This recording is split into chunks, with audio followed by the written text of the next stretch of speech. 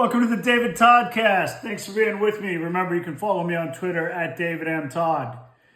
32-13, the Steelers go to 4-2 with one of the more interesting and I think difficult to evaluate performances of the season against the Las Vegas Raiders. Okay, what are the takeaways from this? Look, if you watch the game, you saw a game where penalties were huge, determining the outcome of this game. In the first half, largely against the Steelers, put them in a position where they couldn't get the offense moving at all. Late in the first half, we'll get to the play that I think was the defining play of the game, penalty on the Raiders, and then kind of a bunch of penalties on the Raiders in the second half as the Steelers rolled. And if you look at the scoreboard and you were kind of watching other games and not really paying attention, it looks like a really comfortable, easy victory for the Steelers. 32-13. It was a comfortable, easy victory for the Steelers from the middle of the third quarter on because the Raiders suck. That's why their offense is terrible. Aiden O'Connell making his first start of the season. Terrible. They're missing their top two wide receivers. Everybody knows about Devontae Adams. Jacoby Myers is a good receiver. Not there. They're missing their starting tailback. The only weapon they had is Brock Bowers. They went to him frequently. I think he finished the game. He had 9 catches for 71 yards. Had some catches early that, when it was still a competitive game. But the Steelers did a reasonable job of containing him, and the Raiders didn't have anything. But let's just kind of step back and think about this game because I do think it's really interesting. Because, look, we know what happened, and I do think if those two teams played 10 times, the Steelers are going to win 9.5 times. I mean, the only way the Raiders beat the Steelers is if the Steelers turn the ball over a bunch in a game like that. That Raiders offensive team isn't going to put up 20 points against that Steelers defense ever. So, and I said this midway through the first half. If the Steelers score 20 points, this game's over. And they got there kind of, in the third quarter, and it was over. That's what it was. You never felt like the Raiders were going to kind of run off any kind of extended drives. However, let's talk about the start of this game, where the Steelers come out, they get the ball to start the game, and they get a pass over the middle to Najee for, 11 or 12 yards? And then they run Najee up the middle for 13 or 14 yards. And you feel like, but this is, and I've talked about exactly this. The Steelers' first 2 plays in each of their games up until last week were trash. Didn't do anything. So in this sequence of 2 plays, I don't know if it was consecutive first downs or maybe they had a penalty. I can't remember exactly how it went. But boom, boom, right down the field. And then their next 6-8 plays, drive killers. They don't do anything. They don't. The passes they threw were little dink drop-off passes or to the sideline. And, they end up, because of a penalty, having a 3rd and 15 or something. And they dump it to Jaylen Warren for 8. They get the field goal because Boswell's the best, the best imaginable right now. And he never misses. And I think it was 52 and they go up 3-0. And then the Raiders get the ball and stuff it down the Steelers' throat. I don't know what's going on with the Steelers' defense when they come out for these games, but teams are early in the games going right down the field on them, and that was an embarrassment. And look, the defense played great after that, so I'm not going to harp on this too much, but that was an embarrassing opening drive. They ran over the Steelers' right side, the Raiders' left side, right at Cam Hayward and Jeremiah Moon. Understandably, you're running away from TJ Watt, and they stuffed it on the Steelers. They really did. So there was some cause for concern. It's 7-3. The Steelers come back, they get a field goal. But let's get to the elephant in the room, okay? This is the point of the podcast. This is going to be the point of the discussion for the week. I didn't want to open the lead, but I don't want to bury the lead. The conversation is Justin Fields. What do you do with Justin Fields? Now, finish the game statistically. Let's just get it out there. 14 of 22 for $145, averaged 6 yards of completion, no TDs, no interceptions, took 3 sacks for 35 yards. Also, obviously, his legs were vital in this game. 11 carries, 59 yards, 2 touchdowns, a long of 18, a designed run on the second touchdown around, kind of a pivot around, ended up going around left end. The first touchdown was a 4th and 1 where he was looking to pass, didn't see anything, and scrambled into the end zone. He avoided the rush on multiple occasions, and he made a couple nice throws to Calvin Austin on third downs. One on a 3rd and 2, kind of in the second half, where he stood tall in the pocket, 17-yard gain to Austin over the middle, one of the best throws of the game. So look, that's the good of Justin Fields. I got to tell you though, I don't think he had a good game. I don't think he had a bad game. And that's the story of the season, right, with Justin Fields. He wasn't good. He certainly wasn't good in the first half. And let's get to the play. The game-determining play was the pass over the middle where Fields threw an interception, and he got, they called roughing the passer. And look, I think it was a legit call. The defensive lineman fell on him. These guys have an impossible task to try to bring these guys down and do it delicately. I think by the letter of the law, it was the right call, but terribly unfortunate if you're a Raider fan. And instead of, with a minute 19 left in the game, instead of it being Raiders ball up 7-6 on their 19-yard line, it's Steelers ball down 7-6 on the Raiders 12. And they go in and score, and it's 12-7. And it wasn't quite game over there, but like I said, I didn't think the Raiders were going to be scoring any points, so it put the Steelers in a much better position. I was as comfortable as I've been all season, up 12-7 versus any game they've played. I mean, it just felt like if they could do anything offensively in the second half, they would comfortably win the game. Now, Justin Fields missed so many passes in this game. And look, I'm on record. I've been talking about this for 3 weeks. I'm rooting for both these guys. I am a Justin Fields fan. I was ecstatic when the Steelers acquired him from the Bears. And I am not writing Justin Fields off. I think there is still something there. But this is a what are you doing for me lately business. And Justin Fields in the Steelers passing game isn't good, okay? It's not just Justin Fields' fault, okay? Let's be very clear about that. It's not just his fault, but he's part of the problem. Going out there for each week and throwing for 130 yards and missing receivers. And in this game, he missed receivers. In the first half, there was one time when he scrambled left and he had a guy over the middle, and he had Calvin Austin in the end zone. Both guys wide open, didn't see him. There was a series at the end when the Steelers got, at the end of the first half, when the Steelers drove for their second field goal. 3 consecutive plays. He missed, I can't remember the first one he missed, high. Then he missed Freiermuth. On the first one he missed on the right side, Freiermuth on the left side on the sideline. And then the third one is the one I just talked about where he rolled and had 2 guys. There were 3 terrible throws.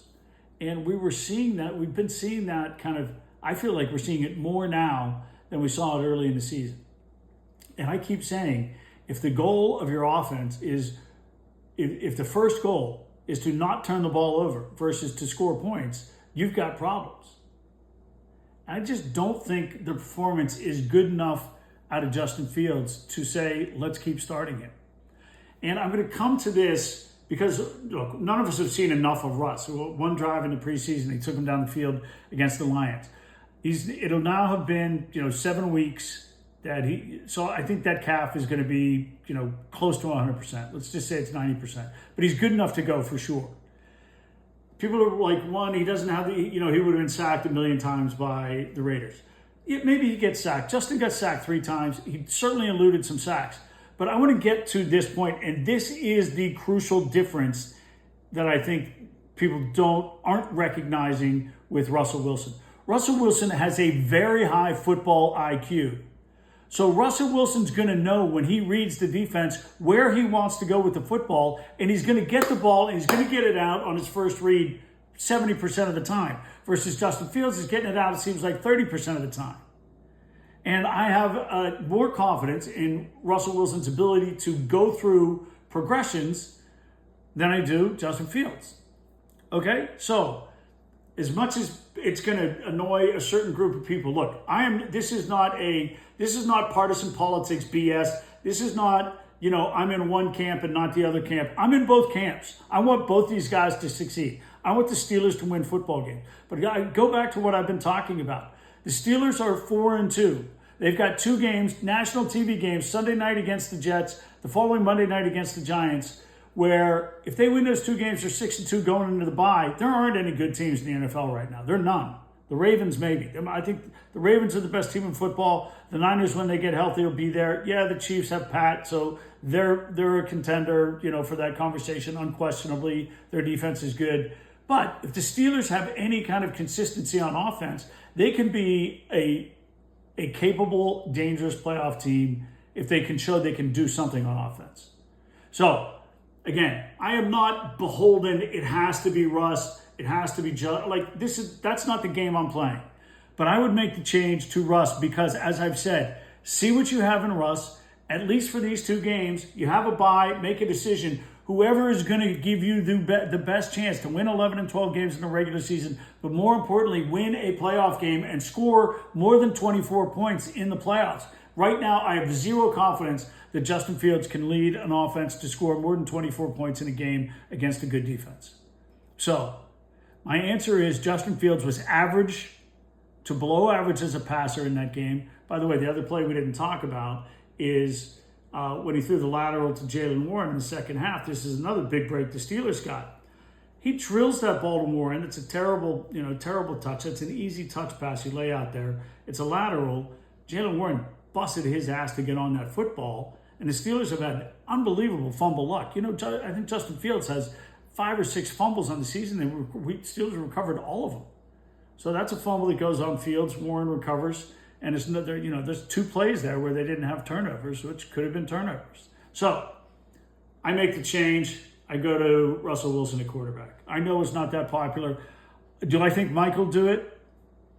I don't know. I honestly think it's 50-50. I think if that pass at the end of the first half, if it had not been roughing the passer and had been an interception, I had just tweeted right before that talking about Game 4 in 2022, Kenny Pickett at quarterback, Mitch Trubisky at quarterback, and against the Jets, and Mike Tomlin makes a change at halftime. Whether there was a fight, was there a fight with Deontay Johnson? Who knows what the deal was. We never get straight stories out of that locker room. But made a change, and I thought there was a chance, if that play had stood and it was 7-6 Steelers down, that Russell Wilson would have gotten a nod for the second half. He didn't. Justin Fields ran it in 12-6 and 12-7, and the rest is history. All right, what else? TJ Watt's amazing. Punched 2 balls out for fumbles. Good gracious. I don't know if you saw today, Aiden Hutchinson, the Lions' star defensive end, had a serious lower leg injury. Nobody wants that to happen. That's terrible. Aiden Hutchinson was probably the leader in the Defensive Player of the Year, kind of 30% of the way into the season. He's having a crazy season. He had a game where he had 3 sacks in the first quarter earlier this season. Now TJ Watt's probably back on top of that list with that performance today. The guy's a rock star. Fantastic. The defense continues to make big plays. That's the 4th red zone turnover they've gotten this year. I think that's 2 more than any other team. And after that terrible opening sequence where they gave up the touchdown, they manhandled the Raiders. Variety of guys, did good stuff. Dante Jackson with the interception, Deshaun Elliott with some good plays. Look, they made some mistakes. They blew a coverage out in the flat. But, they contained Bowers. They knew the guy they had to contain, and they did the job. So, really, I thought, a good job. And, again, turnover is key for the Steelers here. Which is why it blows my mind that they lost this game to the Cowboys when they win the turnover battle 3-0. It was 3-1 because, pitchy woo-woo at the end of the game where they turned it over. But in this game, 2 fumble recoveries that TJ knocked out, and the pick of O'Connell gave themselves. Just think about these plays. The play on the interception by the Raiders that was overturned on their 12-yard line, 19 or 12, depending on how the ball gets turned out. So inside the 20, they stop them on the 1, which looks like in hindsight that the Raiders scored on the play before. They should have challenged it.